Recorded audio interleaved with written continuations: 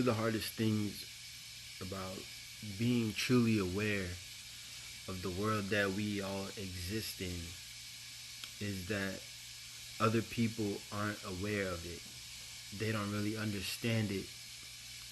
They try to put bandaids over, gunshot wounds. Not even gunshot wounds. It's shotgun wounds. And we try to find solutions for problems that, we have to really go back in time and see where these things started to fall apart. I was having a conversation about should sex workers or sex work be legal or decriminalized. And my stance was that if we was to bring the family back, bring back gender roles, bring back, what was intended by the Most High, that we wouldn't have to legalize or decriminalize sex workers, because our women would have, or men would have, proper education, proper family heritage, proper understanding of who they are, and have more of a self-respect. It is also known that in history or in science that men and women have this bond after they have sexual contact, where the man imprints himself on the woman, and she would take those. They would say, oh, she has many spirits on her because she has different traits from different men. And people like me that have this type of view is more of a, I don't just share, my personal things with just random people. So why would I, want my daughter to be shared around in that type of manner?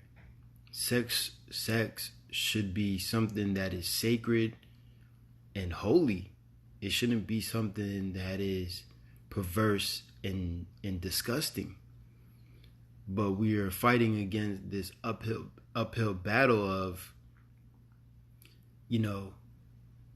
things today is the way it is because we're just evolving into these things, and we're not, and the ways of the old world is so primitive and so obsolete that there is no solutions within them.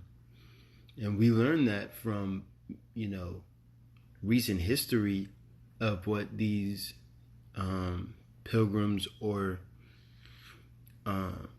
conquistadors have taught us over the last 100 years.